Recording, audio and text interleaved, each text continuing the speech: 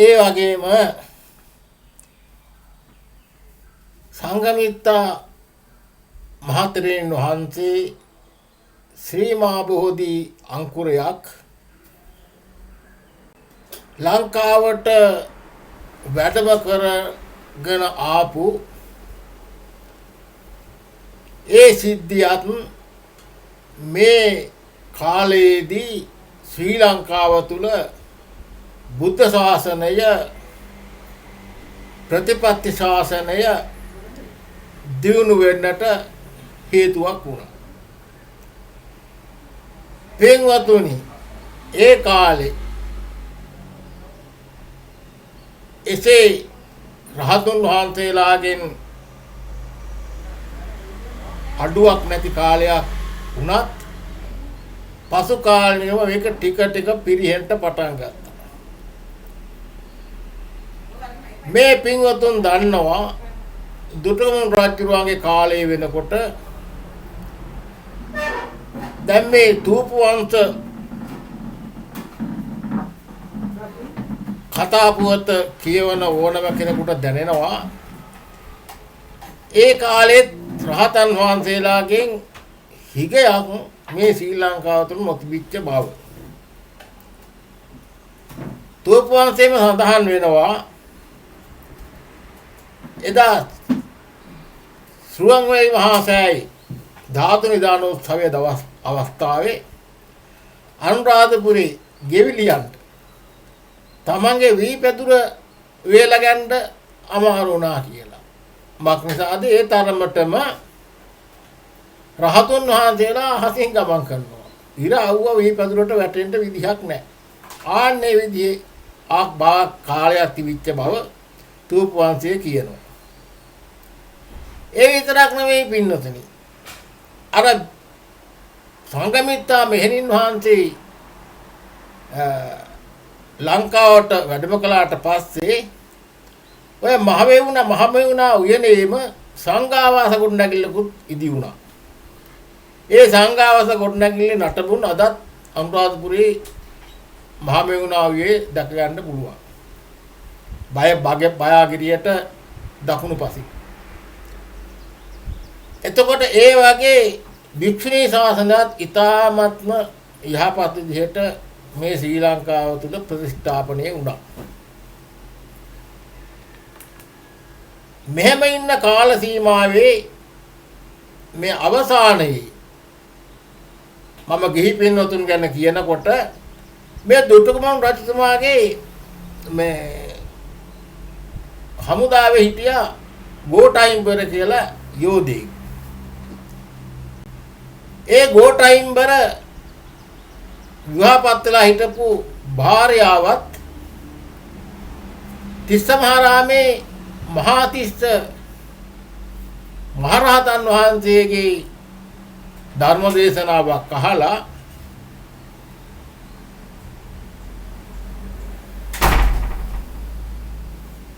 කර්මස්ථාන ලබාගෙන උන්වහන්සේගෙන්ම භාවනා කළා. කර්මස්ථාන මේ කායගත සතියෙම වඩලා රහත් භාවයට පත් වෙච්ච බව බෞද්ධ ඉතිහාසයේ සඳහන් වෙනවා. ඒක මම සාමාන්‍යයෙන් පොඩ්ඩක් කියන්නම්. මේ ගෝඨයිම්බර යෝධයාගේ භාර්යාව කකුසඳ බුදුරජාණන් වහන්සේගේ කාලයේදී පරිබ්‍රාජිකාවක් හැටියට ඒ අසපුවක භාවනා කළා, ධ්‍යාන වැඩුවා. ඔය අතරේ එක දවසක් මෙතුමිය වැසිකිළියට ගිය වෙලාවේ වැසිකිළියේ පණුව පොකුරක් හැටියට එකාගේ පිට නගමින් දඟලන පණුව පොකුරක් කැදල්ලක් දැක්කා. දැකලා එතෙන්දී මේ ආස්වාදය පිළිබඳව මෙනෙහි කිරීමත් සහ අර කාරණාවට ඒකාග්‍ර සිතක් පහළ වීමත් හේතු කොටගෙන මිය පරලෝක ගිහිල්ලා බ්‍රහ්ම ලෝක උප්පත්ති ලැබුවා. බ්‍රහ්ම සම්පත් විඳින කාලයක් ගත කරනකොට අපේ ගෞතම බුදුරජාණන් වහන්සේ මේ ලෝක පහළ වෙච්ච කාලයේදී අර කුසල් ප්‍රහීන වෙලා නවරත් ඊරි පැටියෙක් වෙලා උප්පත්ති ලැබුවා. ඒ ඊරි පැටිය දැකපු අපේ ගෞතම බුදුරජාණන් වහන්සේ ආනන්ද හාමුදුරන්ට කියනවා බලන්න මේ ඊරි පැටියගේ හැටි. කියලා උන්නේ අවස්ථාවේ තමයි අර පරණ කතාව බුදුරජාණන් වහන්සේ දේශනා කළේ. එතකොට තිස්ස මහරාමේ මහා තිස්ස හාමුදුරුවෝ රහතන් වහන්සේ නමක්. එතකොට ඔය මහා තිස්ස හාමුදුරුවෝ පිණ්ඩපාත යනකොට අර ගෝඨයිම්බරගේ භාර්යාවගේ ගෙදරට පිණ්ඩපාත වැඩියා. වැඩලා එන ගමන් අර ගෝඨයිම්බර යෝධයාගේ භාර්යාව දැන් මහා ධනවත් ජීවිතයක් තමයි ගත කළේ. බොහොම සුඛෝභෝගී ජීවිතයක්. අය යෝධයාගේ දුටුගැමුණු රජුගේ යෝධයාගේ භාර්යාවනේ. ඉතින් මහා තිස්ස හාමුදුරුවෝ තමන් වහන්සේත් එක්ක වැඩම කරපු අනිත් යහළු හාමුදුරුවන්ට කිව්වා අර ගෝඨයිම්බර යෝධයාගේ භාර්යාව දිහා බලලා ඊරි පැටියට ගිය කල කියන. ඉතින් ඔන්නේ වචනේ දැනගන්න ඕනකම තිබුණා අර ගෝඨයිම්බර යෝධයාගේ භාර්යාවට. ඒ නිසා තිස්ස මහරාමයට ඇවිල්ලා හාමුදුරන්ගේ මේ කාරණාව විමසුවා. තිස්ස මහතෙරුන් වහන්සේ කාරණා මුලින්දාම පැහැදිලි කළා. ඒ කාරණාව පැහැදිලි කරන අවස්ථාවේදීම මේ ගෝඨයිම්බර යෝධයාගේ භාර්යාවට රූපය ගැන කලකිරුණා. ඇයි රූපය ගැන කලකිරිලා උන්වහන්සේගෙන් කරුණාස්ථාන ලබාගෙන ගෙදර ගියා. ගෙදර ගිහිලා කර්මස්ථාන වඩා ඉන්න අවස්ථාවේදී මහානෙන්න ඕන කියලා අදහසක් පහළ වුණා. මහානෙන්නගේ අදහස පහළ වුණාට පස්සේ ඒකත් තිස්ස හාමුදුරන්ට ඇහිලා කිව්වා තිස්ස හාමුදුරුවෝ තිස්ස විහාරයේම භික්ෂුණී ශාසනය තිබුණා. ඒ පැත්තේ පැවිදි කළා. පැවිදි කළා නොබෝ දිනකින්ම රහත් භාවයට පත් වෙච්ච බව සඳහන් වෙනවා. ඒ දුටුගැමුණු රජුගේ කාලේ. ඉතින් ඊටත් වඩා මෑතත් රහතන් වහන්සේලා මේ රටේ වැඩ හිටපු බවට ලක්ෂණ තියෙනවා. සාධක තියෙනවා. ඉතින් ඒවා කතා කරන්න ගියොත් අද ධර්ම දේශනාව කතාව දීර්ඝ වෙන නිසා මම ඒ කතාව මෙතනින් නතර කරනවා. ඒ වගේම මෙන්න මේ මහා විහාරයේ කේන්ද්‍ර කරගනිමින් මුළු ශ්‍රී ලංකාව පුරාම රජමහා විහාර ගොඩනැගුණා. ඔය සෑම රජමහා විහාරයකම මාර්ගඵලලාභී භික්ෂුන් වහන්සේලා තමයි වැඩ හිටියේ. ඉතින් ඒකට හේතුව තමයි මහා විහාරයේ මිහිඳු මහ රහතන් වහන්සේගේ අනුදැනුම අනුශාසනා පරිදි සිංහල හෙළාටුවා ග්‍රන්ථ ලිවීමත් විසුද්ධි මාර්ගය නම් වූ ධර්ම මාර්ගය නිවන් මඟ හඳුන්වා දෙන ඒ විසුද්ධි මාර්ගයත් සිංහල භාෂාවෙන් සඳහන් කරලා තිබුණා මහා විහාරවාසී භික්ෂුන් වහන්සේලා විසින්. ආන්නේ හේතුව නිසා තමයි මේ කාලයේ මහත් බෞද්ධ ප්‍රබෝධයක් ඇති වෙලා රහතන් වහන්සේලා අධිගමලාභීන් වහන්සේලා බොහෝ ප්‍රමාණයක් මේ ශ්‍රී ලංකාවේ වැඩ සිටියේ. ඉතින් පින්වත්නි මේ කාලයක් යනකොට මෙන්න මේ සිරිනිවාස මහානාම රජුරුව රජකම් කරන කාලේ මේ මහා විහාරේ භාරව අධිපතීන් වහන්සේ හැටියට වැඩ සිටියේ සංඝපාල කියලා මහරහතන් වහන්සේ නමක්. එතකොට සංඝපාල මහතුරුන් වහන්සේ සමග තවත් රහතන් වහන්සේලා සහ මාර්ගලාභී තෙරුන් වහන්සේලා විශාල ප්‍රමාණයක් වැඩ සිටියා. මේ වෙලාවේ දුරදක්නා නුවණින් කටයුතු කරපු මේ සංඝපාල මහතෙරුන් වහන්සේ එවක මහා විහාරයේ වැඩ සිටි ධර්මදර විනයදර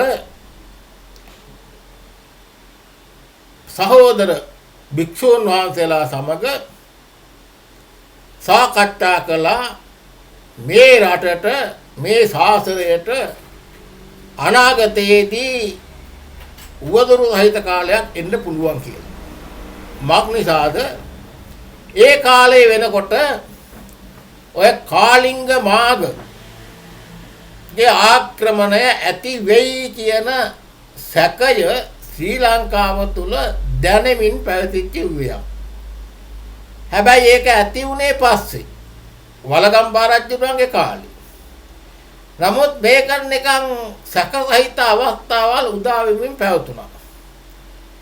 මේ අවස්ථාවේ මේ සංඝපාල මහතෙරුන් වහන්සේ සහ අනෙකුත් ස්වාමීන් වහන්සේලා සාකච්ඡා කළා මේ හෙලාටුව ආරක්ෂා කරන්නේ කොහොමද කියලා. ඒ ගමන ඒකට පිළියමක් හැටියට සියලු දෙනා වහන්සේම සාකච්ඡා කළා. එවකට මහා කීර්ති ගාථාවක් පැතුරුණා දඹදිව බුද්ධඝෝෂ මහතෙරුන් වහන්සේ පිළිබඳව. දඹදිව බුද්ධඝෝෂ මහතෙරුන් වහන්සේ පිළිබඳවත් අපි දැන් ටිකක් කතා කරමු. මේ බුද්ධඝෝෂ තෙරුන් වහන්සේ වැඩ සිටි ආරාමයේ තිබුණේ මහ බෝධියට උතුරු දෙසින් ඉතා කිට්ටුවෙන්. එතන ඒ විහාරයේ වැඩ සිටියේ රේවත කියලා නායක ස්වාමීන් වහන්සේ නමක්. ඒ රේවත මහතෙරුන් වහන්සේගේ ගෝල නමක් තමයි මේ බුද්ධඝෝෂ කියන තෙරුන් වහන්සේ. එතකොට මේ බුද්ධඝෝෂ ආමතුරුන්ගේ ධර්මදර බව සහ විරයදර බව සහ භාෂාමය හැකියාව පිළිබඳව දඹදිව පුරා කීර්ති ഘോഷාවක් විහිදෙමින් පැවතුණා. පැතිරෙමින් පැවතුණා. ඔය ഘോഷාව ශ්‍රී ලංකාවටත් දැනුණා. මෙතනදී තමයි මේ සංඝපාල මහතෙරුන් වහන්සේ ඇතුළු භික්ෂුන් වහන්සේලා පිරිස මේ බුද්ධඝෝෂ මහතෙරුන් වහන්සේ ලංකාවට වැඩම කළා. මේ ත්‍රිපිටක ධර්මය පාලි භාෂාවට පරිවර්තනය කරලා මේ තැන් වල තියෙන රජමහා විහාරවලට ආරක්ෂාව පිණිස බාර දෙමු කියලා. මේ කතිකාව තියෙන අවස්ථාවේ අර බුද්ධඝෝෂ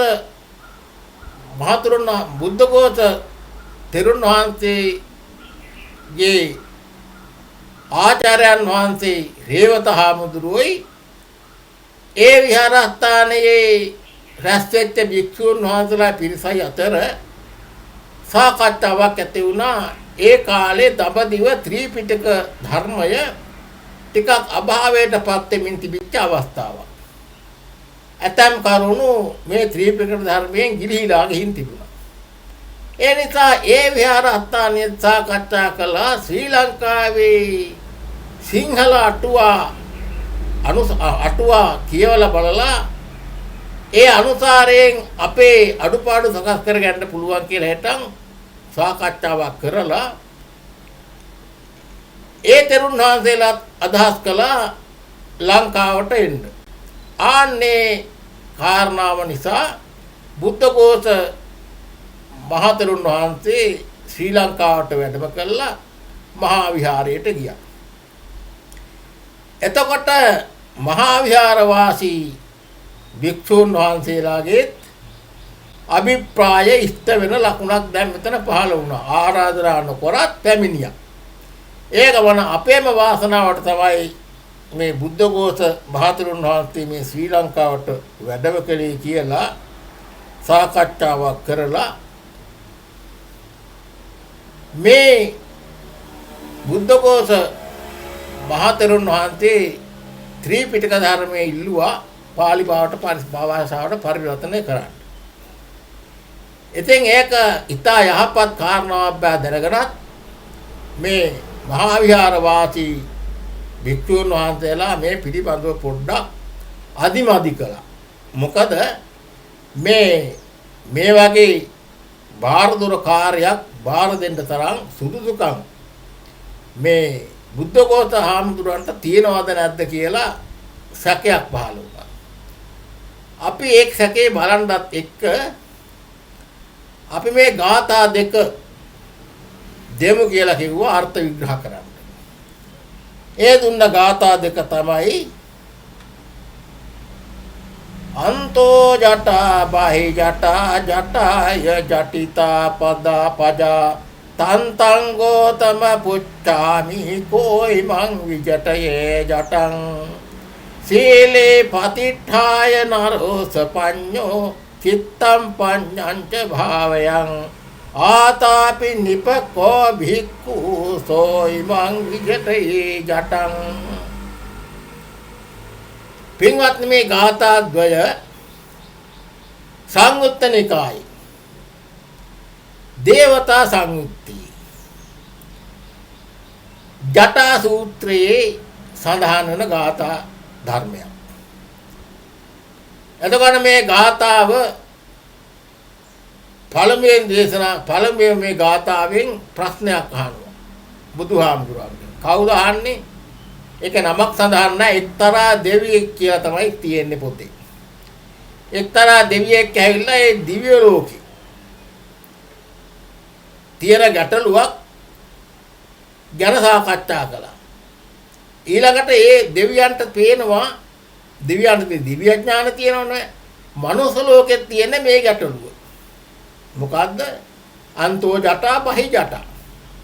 ඇතුලේ ජට පිටත් ජට. ජටාය ජටිතා පදා. ඇතුලේ ගැට පිට ගැටත් එක්ක පැටලිලා. තන්තං ගෝතම පුච්චාමි කෝයිමං විජිතේ ජටං. අනේ භාග්‍යතුන් වහන්සේ මෙන්න මේ ගැටලුව කොහොමද निराකරණය කරන්න කියලා බුදුරජාණන් වහන්සේගෙන් ඇහුවා. එතකොට මේකට අටුවාව උපමා කරනවා උණ පඳුරක උණ ගහක්. උණ පඳුරක උණ ගහක ඇතුලේ ගැට තමයි පුරුකෙන් පුරුකට තියෙන ගැට. අන්තෝ ජට. බහි ජටා තමයි ඒ ගැටෙන් පටන් ගන්න අත්ත ගිහිල්ලා අනෙක් උණ ගස්වල ගැටවල පැටලිලා තියෙනවා. ඉතින් මේක මහා අවුල් ජාලාවක්. මේක බේරන්න බෑ බැලුව බැලමට. බොහොම මහන්සි වෙන්න ඕනේ. ඔය උණ පඳුර වගේ තමයි උණ පඳුරක උණ ගහක් වගේ තමයි අපට ජීවිත ගත කරන්න වෙලා තියෙන්නේ. අන්තෝ ජටා කියන්නේ මොනවද? ඇස, කන, නාසය, දිව, ශරීරය, මනස. ඕන ඇතුලේ ගැට. බහි ජටා කියන්නේ මොනවද? පිට ගැට මොනවද?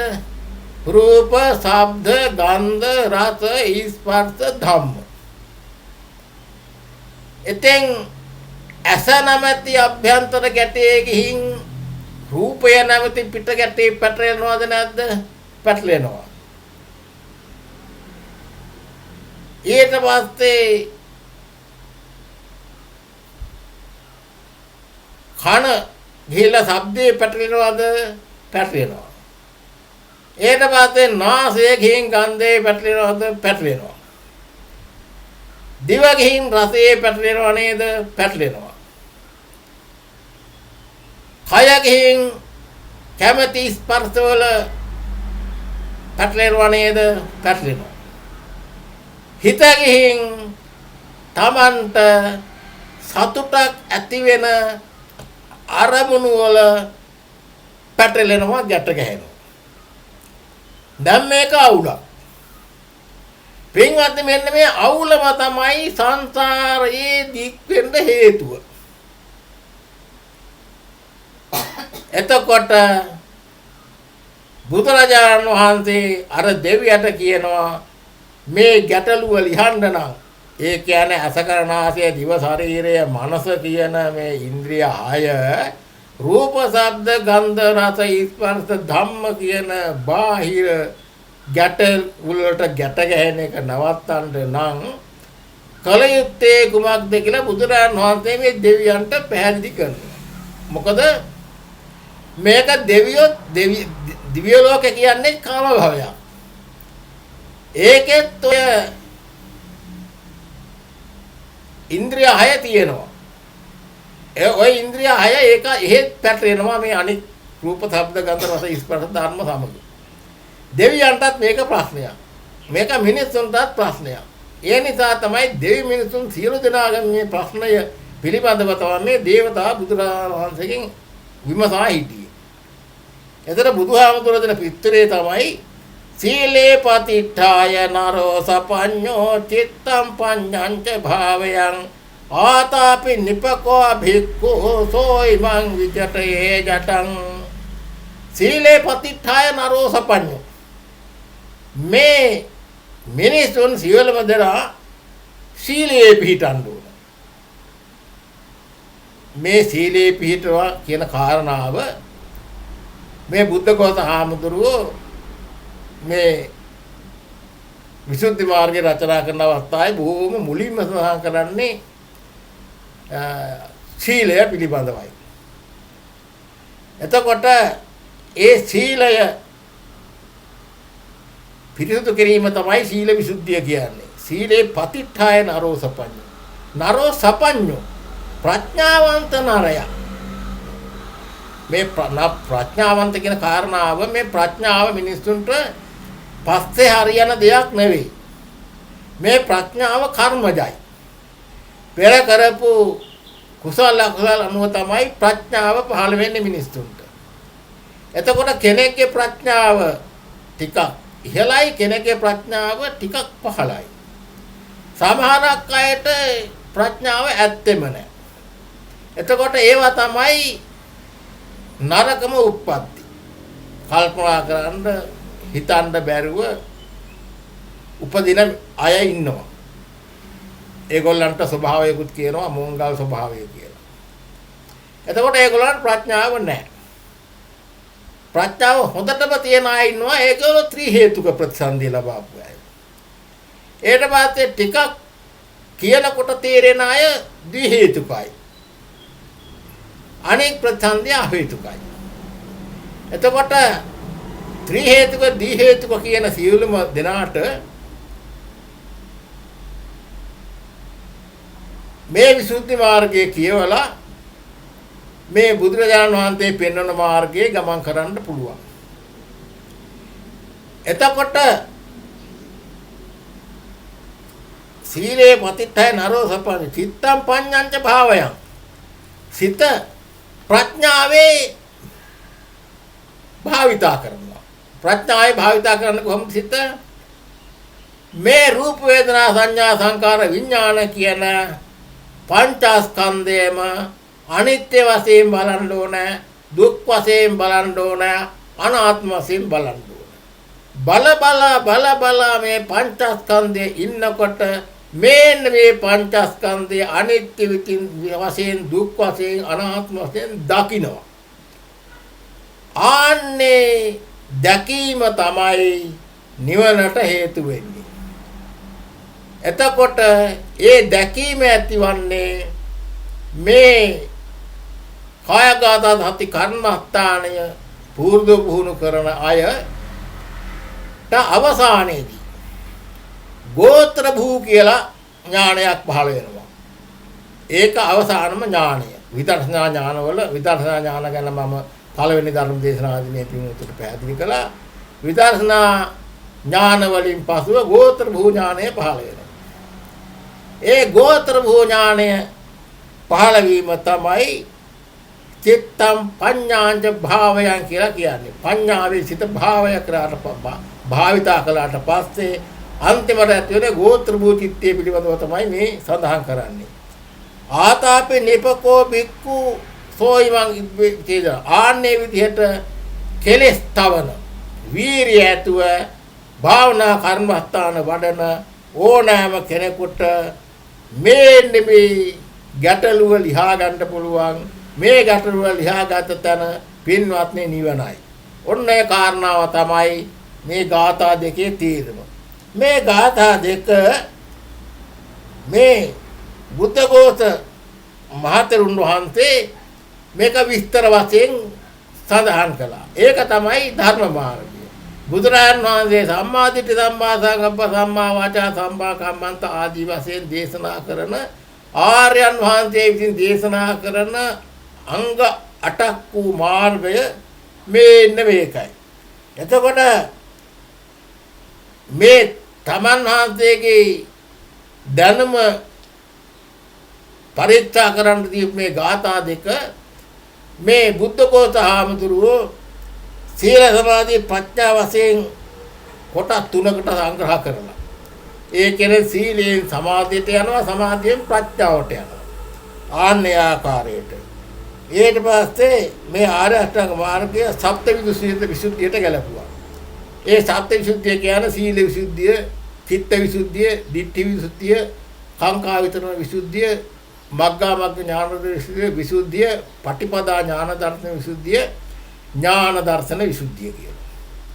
එතකොට මෙන්න මේ විදිහට කරලා තමයි මේ විසුද්ධි මාර්ගය සම්පාදනය කළේ. එතකොට මේ විසුද්ධි මාර්ගය මේක තමයි මාර්ගය කියන බවට මම ඔබට දැන් පෙන්වන්නම් සූත්‍ර පිටකයේ සූත්‍ර ධර්මයක අතුලත් කරුණු ටික. මජ්ක්‍ධිම නිකායේ රත විනීත සූත්‍රය කියලා සූත්‍රයක් තියෙනවා. මේක සම්පූර්ණයෙන් පැහැදිලි කරන්නම් මම වෙනත් දවසක. අද මේ අදාළ කාරණා විතරක් කියා දෙන්න. එතකොට මේ රත විනීත සූත්‍රයේ සඳහන් වෙන්නේ මන්තානි පුත්ත පුන්න මහරහතන් වහන්සේ සහ පාරිපුත්ත මහරහතන් වහන්සේ අතර ඇතිවෙච්ච ධර්ම සාකච්ඡාවක්. එතකොට මේ ධර්ම සාකච්ඡාවේදී සරියුත් හාමුදුරුවෝ අහනවා මන්තානි පුත්ත හාමුදුරුවන්ගෙන් මේ මන්තානි පුත්ත හාමුදුරුවෝ මේ කර්මස්ථානය කියා දෙන කෙනෙක්. මොකද මේ කායගත සතිය. මේ කායගත සතිය තමයි බහුල වශයෙන්ම මේ බුදුරජාණන් වහන්සේ ජීවමාන කාලෙදිත් පාවිච්චි කරලා තියෙන, භාවිතා කරලා තියෙන භාවනාව. එතකොට මේ මන්තානි පුත්ත පුන්නතෙරුන් වහන්සේ පිරිසකට කර්මස්ථාන උගන්වන කම්මට්ටානාචාර්යන් වහන්සේ නමක්. ඒ වගේම සරියුත් මහරහතන් වහන්සේ තමයි ජේතවනාරාමේ කම්මට්ටාන කියා දෙන තෙරුන් වහන්සේ. එතකොට මේ දෙන්න අතර තිබිච්ච සාකච්ඡාවේදී මේ කාරණාව පැහැදිලි බුදුහාමුදුරුවෝ මේ සරියුත් හාමුදුරුවෝ අහනවා මන්තානි පුත්ත මහතෙරුන් වහන්සේගෙන් ඇවැත්නි මේ ශාසන බ්‍රහ්මචාරිය පුරන්නේ කුමක් සඳහාද? සීලය සඳහාද කියලා ඇහුවා. මන්තානි පුත්ත හාමුදුරුවෝ නෑ ස්වාමීන් කියලා. එහෙමනම් චිත්ත විසුද්ධිය සඳහාද? නෑ ස්වාමීන් කිව්වා. එහෙමනම් ditthi විසුද්ධිය සඳහාද? නැත ස්වාමීන් කිව්වා. එහෙනම් කාංකා විතරන විසුද්ධිය සඳහාද? නැත ස්වාමීන් කිව්වා. ඊළඟට එහෙම නැත්නම් මග්ගාමග්ග ඥානදර්ශන විසුද්ධිය ලබා ගැනීම සඳහාද? නෑ කිව්වා. එහෙම නැත්නම් ප්‍රතිපදා ඥාන දර්ශන විසුද්ධිය ලබා ගැනීම සඳහාද කියලා ඇහුවා. ඒත් නෑ කිව්වා. එහෙනම් ඥාන දර්ශන විසුද්ධිය ලබා ගැනීම සඳහාද කියලා කිව්වා. ඇහුවා. ඒකට කිව්වා මන්තානිකුත් ස්වාමීන් වහන්සේ නෑ කියලා. දැන් සරියුත් හාමුදුරන්ට මහා ප්‍රශ්නයක්. එතකොට සරියුත් හාමුදුරනවා ඔබ වහන්සේ මේවා බලාපොරොත්තු වෙන්නේ නැත්නම් කුමක් සඳහාද මේ ධර්මපර්යාය අනුගමනය කරන්න කියලා. ඒක අහන්න වටින ප්‍රශ්නයක් නෙමෙයි. මේවා කරන්නේ නැත්නම් මොකටද මේක කරන්නේ කියලා. ඒ ගමන මන්තානිකුත් මහරහතන් වහන්සේ කියනවා අනුපාද පරිනිබ්බානත්තාය. මම පිරිණිවීම සඳහා මේක අනුගමනය කරන්න කියලා. ආන්නේකින් තේරෙනවා මේ කායගත සති කම්මස්ථානය නිවනම අරමුණු කරගත්ත කර්මස්ථානය. ඒ මේ පර්යාය ඒ සූත්‍රයෙන් සඳහන් කරනවා ඒව මේ කෝ භික්ඛවේ සීල විසුද්ධි යාවදේව චිත්ත විසුද්ධත්තා චිත්ත විසුද්ධි යාවදේව ditthi විසුද්ධත්තා ditthi විසුද්ධි යාවදේව කාංකා විතරණ විසුද්ධත්තා කාංකා විසුද්ධි යාවදේව මග්ගාමග්ග ඥාන දර්ශන විසුද්ධත්තා මග්ගාමග්ග ඥාන දර්ශන විසුද්ධි යාවදේව පටිපදා ඥාන දර්ශන විසුද්ධත්තා පටිපදා ඥාන දර්ශන විසුද්ධි යාවදේව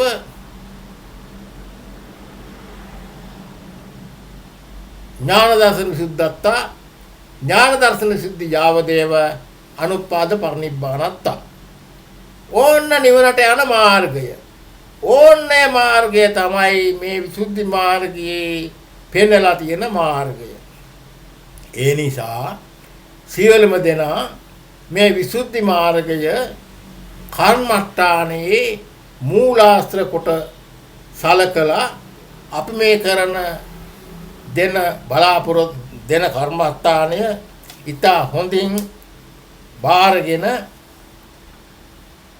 එය අනුගමනය කරන්න කියලා මම පළමුවෙන් මේ පින්තුන්ට යෝජනා කරනවා. එතකොට මේ විසුද්ධි මාර්ගය සාධාරණ කරපු බුද්ධඝෝෂ මහතෙරුන් වහන්සේට මේ ත්‍රිපිටක ධර්මය පාලි භාෂාවට පරිවර්තනය කරන්න බාර දෙන්න කැමැත්ත පළ කළා මහා විහාර වාසී භික්ෂුන් වහන්සේලා සියලු දෙනා. එතකොට මේ විසුද්ධි මාර්ගය බණවර 58කින් යුක්තයි. එතකොට පින්වත්නි මේ බණවර වලින් තමයි මේ අටුවා පොත් සංග්‍රහ වෙන්නේ. එතකොට මේ බණවරකට අකුරු 8000ක් තියෙනවා. එතකොට බණවර 58ක්. එතකොට මේකේ පරිච්ඡේද 23ක් තියෙනවා.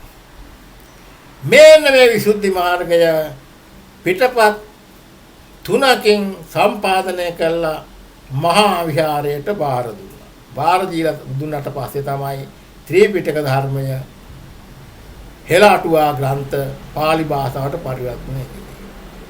මේ විසුද්ධි මාර්ගය සහ අනිකොත් ත්‍රිපිටක ධර්මයට අයිති පොත් අර සංඝපාල තෙරුන් වහන්සේ අනාගතේ අනුතරක් වෙයි කියන සැකය ඒ ආකාරයෙන් සිද්ධ වුණා. මේ මාග ආක්‍රමණය සිද්ධ වෙච්ච වෙලාවේ සේරම මේ සිංහල අටුවා සිංහල විසුද්ධි මාර්ගය විනාශ වුණා. පින්වත්නි ඒ හේතුව නිසා පසු කාලයේ මේ මෑත ඉතිහාසයේ වෙනකොට මේ රට රහතන් වහන්සේලා දකින්න ලැබෙන්නේ නැති රටක් බවට පත් වුණා. අවසාන වතාවට වැඩ හිටි රහතන් වහන්සේ තමයි මලියදේව මහ රහතන් වහන්සේ.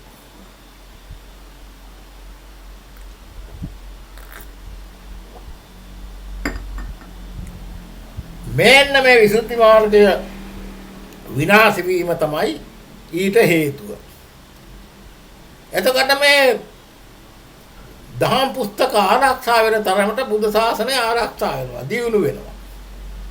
මෙන්න මේ වෙලාවේ අර පිටස්තර බල පිටිසර විහාරස්ථාන වලට යවලා තිබිච්ච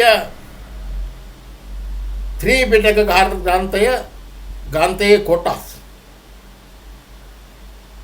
ඒ අටුවා කොටස් නිකාය කොටස් එකතු කළා 1954 බලංගොඩ ආනන්ද මෛත්‍රී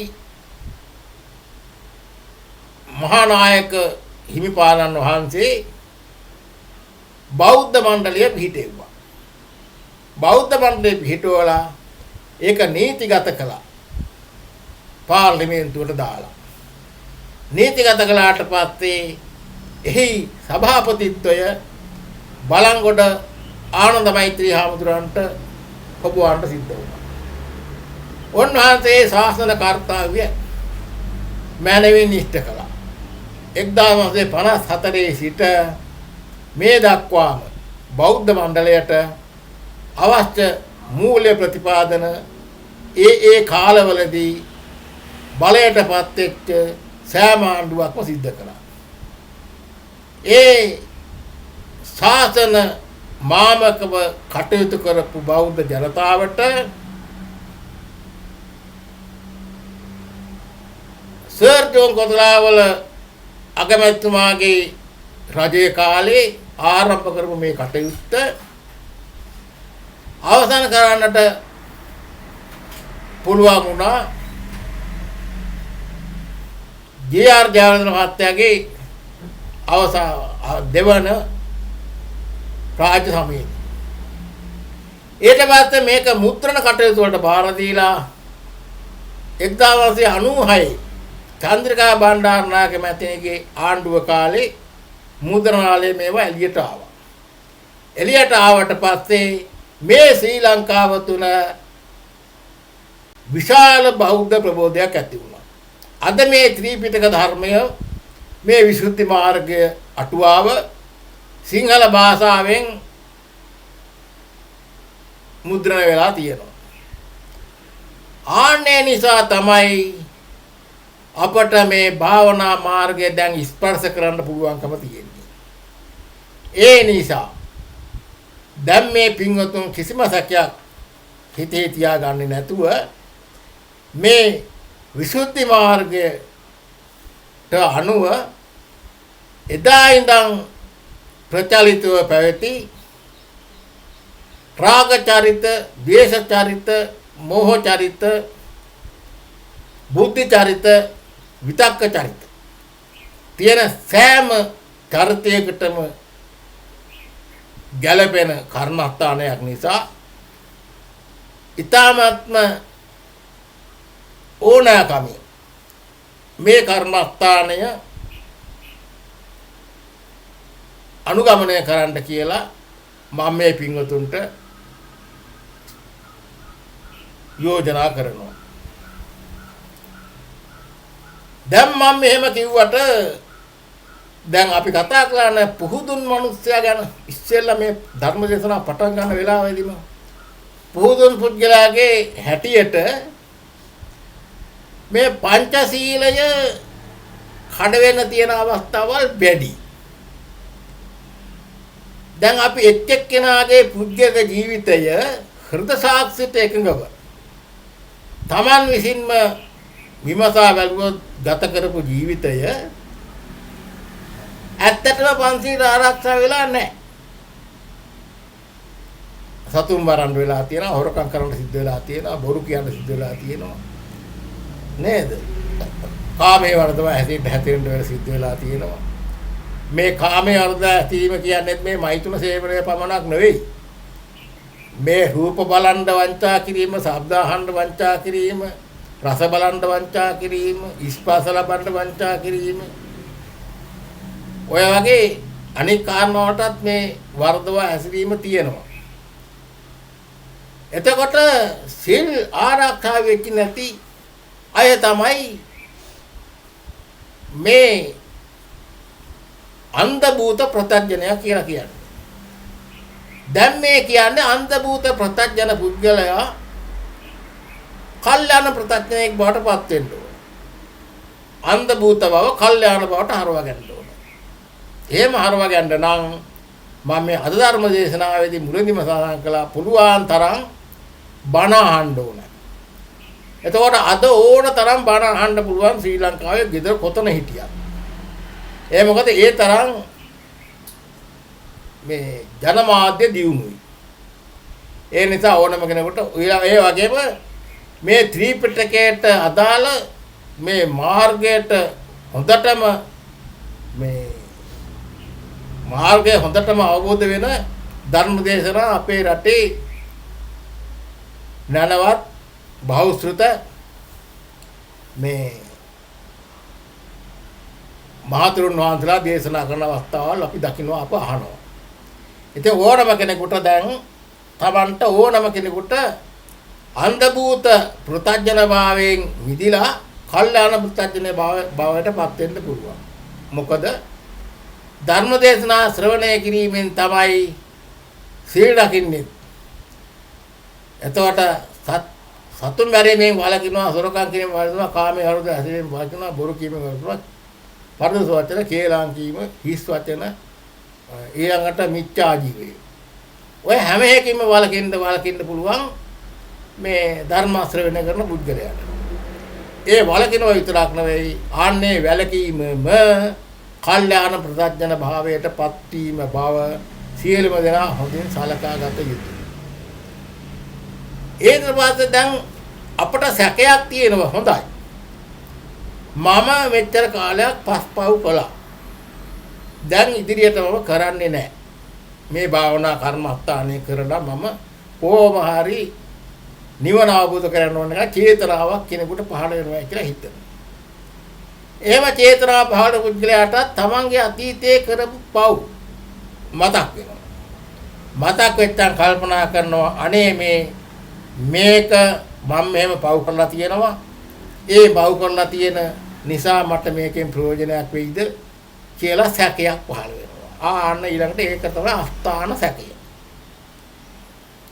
එතකොට ඒ සැකය නිසා තමයි මේ භාවනා කර්මස්ථාන වලට මිනිස්සු උකටී වෙන්නේ, කම්මැලි වෙනවා, බෑ කියලා හිතෙනවා, මේක හරියන්නේ නැහැ කියලා හිතෙනවා.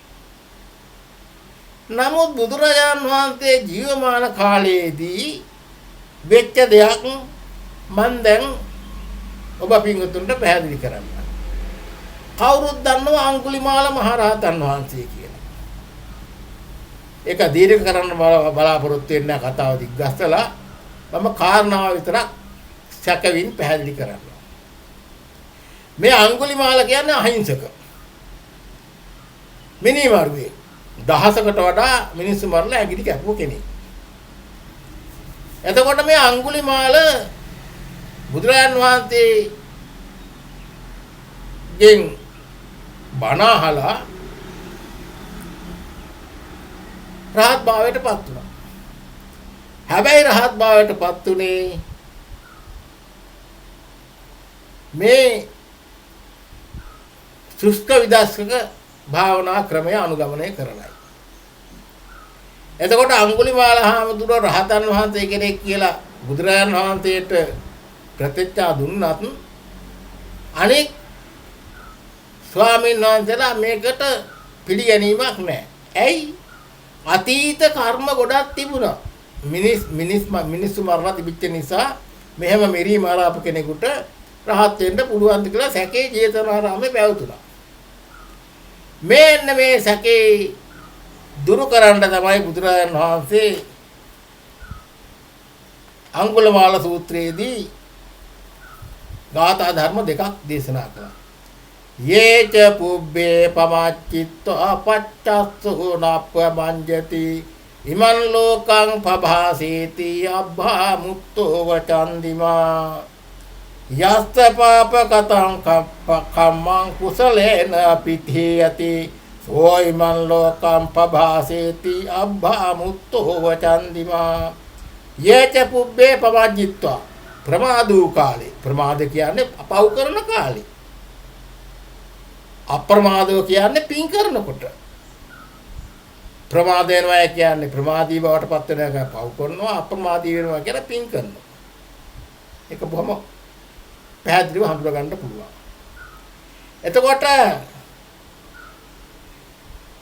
අතීතේ පවජ්ජිත්වා පව් කරන කෙනෙක් හැටියට ඉඳලා පච්චස්තෝන අපමංජති පසු කාලේ අප්‍රමාදී පුද්ගලයෙක් වුණා සෝයිමන් ලෝකම් පබාසේති ආන්‍ය පිරිසිදු වෙනවා යම්සේද හඳ වලාකුලෙන් වැහිලා තිබිලා අඳුර වෙලා තිබිලා වලාකුල පහ වුණාට පස්සේ අර හඳ බබලනවා වගේ බබලනවා කියලා එතෙන්දි බුදුරජාණන් දේශනා කළේ යත පාප කතං කම්මං කුසලේන පිටියති ඒ කරපු පව්කම් කුසලෙන් වහලා දාන්න පුළුවන් දැන් ඔන්න මේක වරදවා තේරුම් ගන්න එපා ඒ කියන්නේ පව් කළා හොඳ දානයක් දුන්නාම මේවා ගෙවෙනවා කියලා අදහස් කරන්න එපා ඒකවල් පව් කළා පින් කරන්න පටන් ගත්තා මම දැන් පව් කරන්නේ නැහැ පින් කරනවා කියලා මේ පව් ටික ගෙවෙනවා කියලා අදහස් කරන්නටත් එපා මොකද ඒ අර කර්ම පర్యాయ ඵල දෙන ආකාරයට කර්ම ප්‍රතිසන් දෙනවා නමුත් මෙතන විශේෂයක් තියෙනවා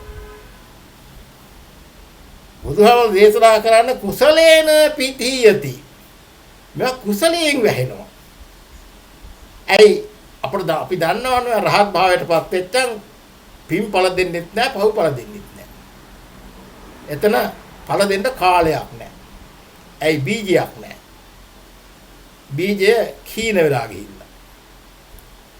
එතකොට උප්පත්තියක් නැත්තම් ප්‍රතිසන් දෙන්න තරක් නැහැ. එතකොට ඒ නිසා ඒ කුසලයෙන් වහන්න පුළුවන් කුසල්. මේ කුසල් කියන්නේ නිකම් පින් නෙවෙයි මාර්ග කුසල්. දැන් මේ මාර්ග කුසලයේ වැඩෙනවා මේ කර්මස්ථාන භාවනාව කරන හැම කෙනෙකුටම. ශීල විසුද්ධිය සීලය තිබුණ ගමන ශීල විසුද්ධිය තමයි මේ ඒ කුසලය මාර්ග කුසලය. චිත්ත විසුද්ධිය ඊළඟට බලවත් මාර්ග කුසලය. ඊළඟට ditthi විසුද්ධිය බලවත්ම මාර්ග කුසලය. කාංකා විසුද්ධිය ඊටත් වඩා බලවත්. මග්ගා ඥාන දර්ශන විසුද්ධිය ඊටත් වඩා බලවත්. පටිපදා ඥාන දර්ශන විසුද්ධිය බලවත් ඊටත් වඩා ඥාන දර්ශන විසුද්ධිය ඊටමත්ම ප්‍රබලයි. ගෝත්‍ර භූ ඥාණයෙන් පස්සේ ලබන රහත් භාවය රහත් මාර්ග ඥානය ඔය සේරොටම වඩා ශ්‍රේෂ්ඨයි. ඕන්න වයින් ජීවිත කාලේ ආදි ආත්මයකෝ යම්කිසි කර්මයක් කරලා තියෙනවා ඒවා සම්පූර්ණයෙන්ම බැහැලා යනවා පුද්ගලයා රහත් භාවයටපත් වෙනවා මාර්ගඵලලාභී පුද්ගලයෙක් බවටපත් වෙනවා ඊට පස්සේ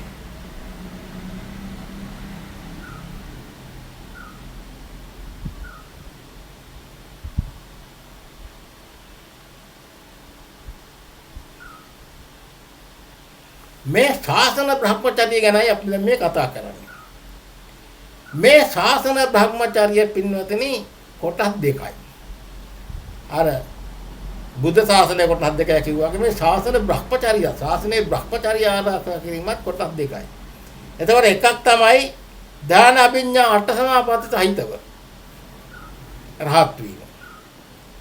අනෙත් එක තමයි සුෂ්ඨ විදර්ශක භාවනාවෙන් රහත් වීම. අඟුලිමාල මහතෙරුන් වහන්සේ, පටාචාර මහමෙහෙණින් වහන්සේ ඔය වගේ අය භාවනා කරලා කර්මස්ථාන වලලා තව විසාක උපාසකයා ඊට පස්සේ ධම්මදින්නා මහ තෙරණින් වහන්සේ ඒගොල්ලෝ හේරම මේ සුක්ෂම විදර්ශක භාවනාව කරපු අය තමයි. එතකොට මේ සුක්ෂම විදර්ශක භාවනාව කරන අයට මේ වයසේ අවසාන කාලයේදී වුණත් මේක කරන්න පුළුවන්. එතකොට තරුණ කාලය, මධ්‍යස්ථ වයස, අවසාන වයස. ඒ මොකද දැන් බලන්නකො පටාචාරා මෙහෙණින් වහන්සේ. විවාහ වෙලා දරුවොත් හදලා ස්වාමි පුරුෂයත් නැති වෙලා තමයි අන්තිමට බුද්ධ ශාසනයට ආවේ. සෑහෙන වයසක් තියෙනවා. එතකොට ඒගොල්ලන්ට මේ සුක්ෂම විදර්ශනා භාවනාව තමයි ගැලපෙන්නේ. දැන් අනන්තවත් තියෙනවා ඔය ටිකක් වයස්ගත වෙලා පැවිදි වෙන අයට සුක්ෂම විදර්ශනා භාවනාව තමයි කරන්න තියෙන්නේ. මොකද මේ කෙලීම විදර්ශනා වැඩිම තියෙන්නේ. පළමුවෙන්ම දත්තින් සංඛාරට ඇතුල් වෙලා ඊට පස්සේ විදර්ශනා වඩනවා. ඉතින් පුළුවන් රහත් වෙන්න. හැබැයි වෙනසක් තියෙනවා. අර මහන්ති වෙලා දාන අභිඥා ලැබලා එයම විදර්ශනාවට හරවලා නිවන් දකින රහතන් වහන්සේට ඉද්ධි බල තියෙනවා. ඉතින් මේ සුස්ත විදර්ශක භාවනා කරන අයට රහත් වුණාට ඉද්ධි බල නැහැ. ඔච්චරයි වෙනස. එතකොට හුඟා දෙනෙක් බුද්ධ කාලයේ මේ සුක්ෂම විදර්ශක භාවනාව තමයි කළේ. සරියුත් හාමුදුරු හුඟාක්ම කමඨහන් දීලා තියෙන්නේ. මන්තානිපුත්ත පුන්න මහරහතන් වහන්සේ කමඨහන් දීලා තියෙන්නේ මේ සුක්ෂම විදර්ශක භාවනා ක්‍රමයට තමයි.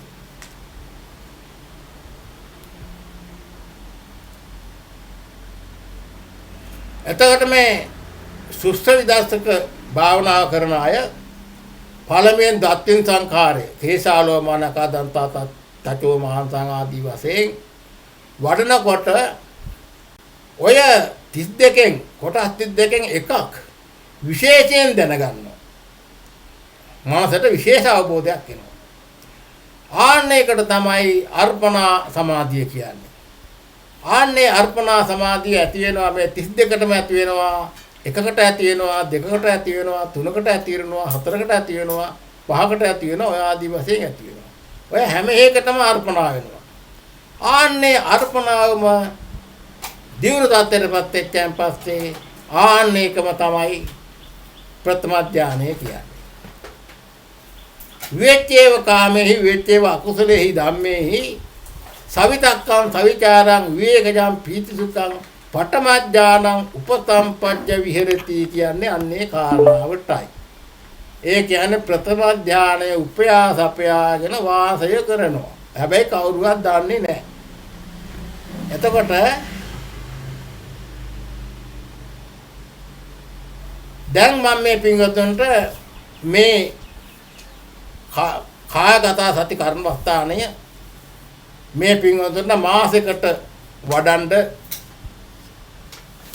ලබා දෙන්නයි බලාපොරොත්තු වෙන්නේ. පළමුවෙන්ම කියන්න ඕන මේකට ඉරියව්ව පිළිබඳව. ඉරියාපත.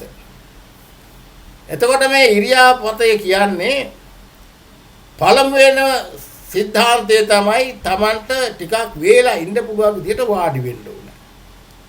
එතකොට ආහාර මිනිය ගොතාගෙන ශරීරයේ උඩුකය කෙලින් තියාගෙන ඉන්න පුළුවන් නම් ඒක තමයි හොඳම ආසනය.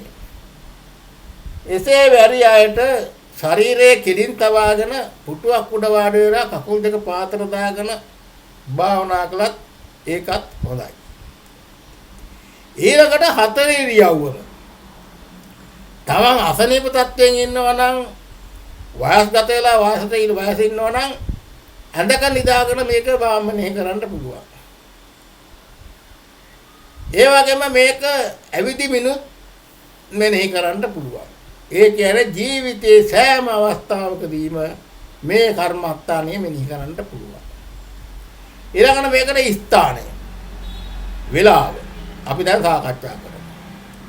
දැන් මේකට විශේෂයෙන් ගැලපෙන්නේ කවුරුවත් නැති පාළු කාමරයක් හෝ ස්ථානයක්. ඒව නැත්තම් ගෙදර හිටියත් වටේ පිටේ සද්ද බද්ද තියෙනවා නම් මේකට වෙලාවක් තෝරගන්න ඕන. බාහිර සද්ද බද්ද අඩු වෙලාවක්. ඒ වෙලාව තමයි පින්වත්නි 3:00 ඉඳලා 6 දක්වා කාල සීමාව. ඕන්නේ 3:00 සිට 6 දක්වා කොයි වෙලාවක හරි අවදි වෙලා මේ භාවනා කර්මස්ථාන වඩන්න ඕනේ. එතකොට බුදුහාමුදුරුවෝ ජාගාරියාන යෝගය කියලා කියන්නේ මෙන්න මේකටයි. නිදි මරන්න පුරුදු වෙන්න ඕන. ජාගානු ඒ නිදි මැරීමේ ක්‍රමය ජාගානු යෝගය. නැතුව මාර්ගයේ වඩන්න අමාරුයි. ඒ නිසා ඒ වෙලාව තෝරාගෙන කර්මස්ථානය වඩන්න සූදානම් වෙන්න. දැන් මේ කර්මස්ථානය කියා දෙන අවස්ථාව. එතකොට මේ කර්මස්ථානයක් වඩන හැම අවස්ථාවකම පූර්ව කෘත්‍යයක් තියෙනවා. මොකද්ද මේ පූර්ව කෘත්‍යය? මේ කර්මස්ථානයක් වඩන්න සූදානම් වෙන සෑම කෙනෙක්ම හොඳ විහාරස්ථානයකට ගිහිල්ලා මල් පහන් පූජා කළා, බුද්ධ පූජා පවත්වලා හොඳ මනසින් යුක්තව පංචශීලයේ සමාදන් වෙලා දෙවියන්ට පින් දීලා මිය පරලෝකීය ඥාතිවරුන්ට පින් අනුමෝදන් කළා ගෙදරට එනවා. ගෙදරට ඇවිල්ලා භාවනා කරන වෙලාවේදී ඒ සමාදන් වෙච්ච සීලය මෙනෙහි කරනවා.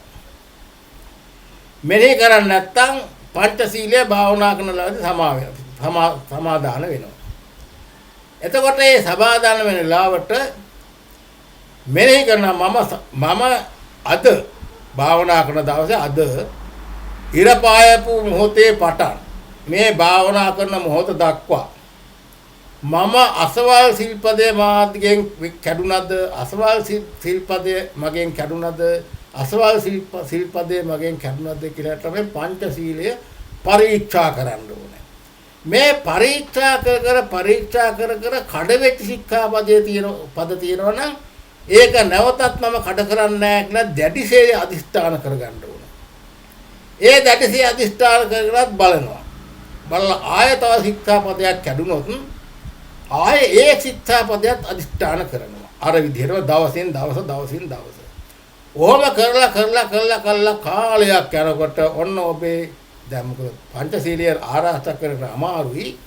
නමුත් ඔන්න මේ වීර්ය කරපුවාන් පස්සේ පංචශීලයේ පිරිසුදු කරගන්න පුළුවන්. යම් දවසක අසිද්ධානි, අසබලානි, අකල්මාසානි, අකණ්ඩානි කියන අංග වලට අහුවෙන්නේ නැත්නම් මේ පංචශීලය ඔබ සීලේ විසුද්ධිය සම්පූර්ණ කළා වෙනවා. හැබැයි පංචශීලය. එතකොට මේ පංචශීලය විතරක් විසුද්ධි පිරිසුදු කරගෙන මදි නිවන් දකින්න. ආදි බ්‍රහ්මචාරීක සීලය ආරක්ෂා කරන්න ඕන. ආදි බ්‍රහ්මචාරීක සීලය පිළිබඳව විස්තර කියන්නේ දැන් අද නෙවෙයි. මම ලබන පොයට ඒ පිළිබඳව විස්තර කියන්නම්. එතකොට අදට මේ කර්මස්ථාන ලබා ගැනීමට සූදානම් වෙන්න සෑම කෙනෙක් මාර කිව්ව විදිහට විහාරස්ථානවල පංච සමාධිලා සූදානම් වෙන්න ඕනේ. සූදානම් වෙලා සීල භාවනා කරන හැම අවස්ථාවකම පූර්ව කෘත්‍ය අනුගමනය කරන්න ඕනේ. දැන් පූර්ව කෘත්‍ය අනුගමනය කරන ආකාරය අපි දැන් සාකච්ඡා කරමු. මෙන්න පූර්ව කෘත්‍ය. නමෝ තස් භගවතු අරහතෝ සම්මා සම්බුද්දස්ස. නමෝ තස් භගවතු අරහතෝ සම්මා සම්බුද්දස්ස. නමෝ තස් භගවතු අරහතෝ සම්මා සම්බුද්දස්ස. බුද්ධං සරණං ගච්ඡාමි, ධම්මං සරණං ගච්ඡාමි, සංඝං සරණං ගච්ඡාමි, द्वितीयंपि बुद्धं शरणं गच्छामि द्वितीयंपि धम्मं शरणं गच्छामि द्वितीयंपि संघं शरणं गच्छामि तृतीयंपि बुद्धं शरणं गच्छामि तृतीयंपि धम्मं शरणं गच्छामि तृतीयंपि संघं शरणं गच्छामि දැන් අර සමාදන් වෙච්ච සීලය අදිෂ්ඨාන කරනවා. සිල්පද මගේ කර්මවල කර එකින් එක පරීක්ෂා කරනවා. පාණාතිපාතා වේරමණියා ධම්මා අදින්නා දානා වේරමණියා ධම්මා කාමේසු මිච්ඡාචාරා වේරමණියා ධම්මා මුසාවාදා වේරමණියා මුසාවාදා වේරමණියා ධම්මා සුරාමේරේ මජ්ජපමා දට්ඨානා වේරමණියා ධම්ම මෙනි කරා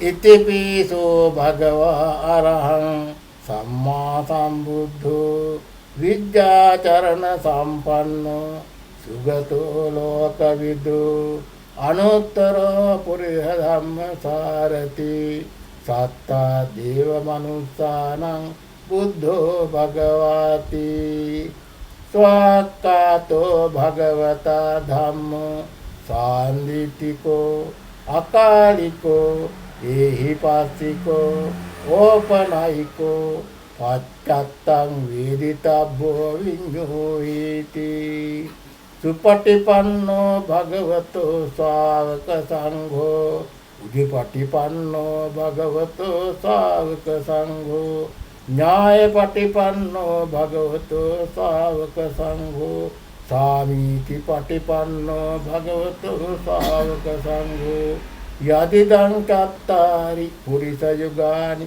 අට්ඨ පුරිස පුග්ගලා ඒස භගවතෝ ශාවක සංඝෝ ආහුනේයෝ පාහුනේයෝ දක්ඛිනේයෝ අංජලි කරණීයෝ අනුත්තරම් පුඤ්ඤක්ඛෙත්තං ලෝකස්වාති මාගේ මේ ජීවිතය බුද්ධ රත්නයටද ධම්ම රත්නයටද සංඝ රත්නයටද පූජා කරමි පූජාම වේවා. දැන් ඔබට පහසු විදිහකට වාඩි වෙලා කර්මස්ථානයේ වඩන්න සූදානම් වෙන්න. අත්තිමාත්මින් කායේ කේසා ලෝමා නාකා දන්තා තචෝ අනුලෝම පහයි. මේකට කියනවා තච පංචකය කියලා.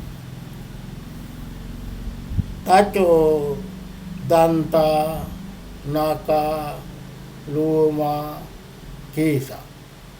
නැවතවර කේසා ලෝමා නාකා දන්තා තචෝ තචෝ දන්තා නාකා ලෝමා කේසා. දැන් මෙන්න මේ විදිහට අනුලෝම ප්‍රතිලෝම වශයෙන් මේක වඩන්න ඕන. දැන් මේක දැන් සවැත් නුවර කෝටි 7ක් බුදුහාමුදුරන්ගේ කාලේ ජනතාව ඉඳලා තියෙනවා. මේ කෝටි 5ක් මාර්ගඵල ලබාපු අය ගිහි පින්වතුන්. එතකොට දැන් පෙළ පොතේ සඳහන් වෙනවා සමහරක් අම්මලා දරට ගියාමත් කේසා ලෝමා නකා දන්තා තතෝ දන්තා නකා ලෝමා කේසා කියලා තමයි වැඩ කරන්නේ. ඒ නිසා ඕපදූප කතා කිරීමක් නැහැ. ඉතින් ඒ වගේම දැන් කොතනද ඉන්නේ කියලා ඒගොල්ලෝ විමසන්නේ ඒකයි ධර්ම සාකච්ඡාව.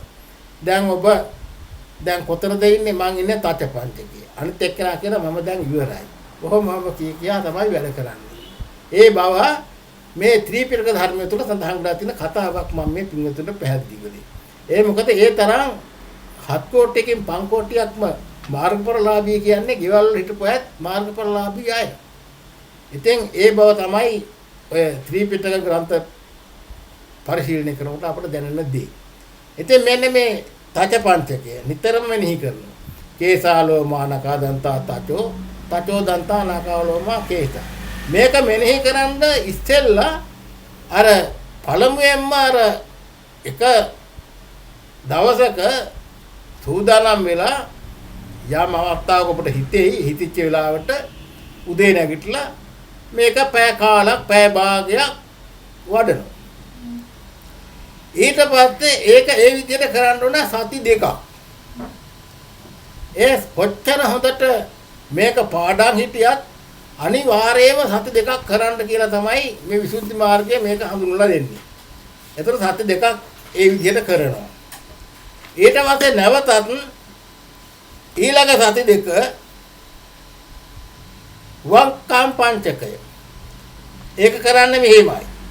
අර ආරම්භ කරපු විදිහටම කේත ලෝම නක දන්ත තචෝ මාංසං නහරු ආටි මිඤ්ඤා වක්කං අට්ඨි මිඤ්ඤා අට්ඨි නහරු මාංසං තචෝ දන්ත නක ලෝම කේස. ඔන්න විදිහට මේක වඩන්න ඕන. ඊට පස්සේ සති දෙකක් තච පංචකය ඒක සති දෙකක් මුල් පහ. ඊට පස්සේ වක්කම් පංචකය සති දෙකයි. එතකොට මාසයක් ගත වෙනවා. ඊළඟට මේ වඩනකොට මේක තේරුමත් දැනගෙනම වඩන එක තමයි කරන්න ඕනේ. කේසා කියන්නේ කේස්. ලෝමා කියන්නේ ලොම්. නකා කියන්නේ නියපොතු. දන්තා කියන්නේ දත්. තචෝ කියන්නේ හම. මාංශං කියන්නේ මස්. නහරු කියන්නේ නහරවැල්. අට්ටි කියන්නේ ඇට. අට්ටි මිඤ්ඤා කියන්නේ ඇට මෙදුළු. වක්කං කියන්නේ වකුගඩුව. දැන් සිංහල තේරුමක් දන්නවා. දැන් ඕක මාසෙකට කර්මස්ථානය ලබා ගත්තයි කියලා සතුටු වෙන්න ඔය කර්මස්ථාන වඩලා ඉවර වෙනකොට ලබන මාසෙදී මම අනිත් මාසෙට කර්මස්ථාන මේ පින්වත්වල ලබා දෙන්න බලාපොරොත්තු වෙනවා. එහෙමනම් අද කර්මස්ථාන ලබා දීමයි ධර්ම දේශනාවයි අවසන් කරනවා. එහෙමනම් සියලු දෙනාම දෙවියන්ට පින් දෙමු. එත්තවතාච අම්මේ සම්පදං පුඤ්ඤ සම්පදං සබ්බේ දේවානුමෝදන්තු සබ්බ සම්පත් සිද්ධියා. එත්තවතාච අම්මේ සම්පදං පුඤ්ඤ සම්පදං සබ්බේ භූතා අනුමෝදන්තු සබ්බ සම්පත් සිද්ධියා. එත්තවතාච අම්මේ සම්පදං පුඤ්ඤ සම්පදං සබ්බේ සත්තානුමෝදන්තු සබ්බ සම්පත් සිද්ධියා. ආකාසට්ඨාජ බුම්මට්ඨා දේවා නාග මහිද්దికා පුඤ්ඤන්තං අනුමෝදිතා තිරං රක්ඛන්තු බුද්ධ ශාසනං. ආකාසට්ඨාජ බුම්මට්ඨා දේවා නාග මහිද්దికා පුඤ්ඤන්තං අනුමෝදිතා තිරං රක්ඛන්තු බුද්ධ දේශනං. ආකාසට්ඨාජ බුම්මට්ඨා දේවා නාග මහිද්దికා පුඤ්ඤන්තං අනුමෝදිතා තිරං රක්ඛන්තු සම්බුද්ධ ශාවකං.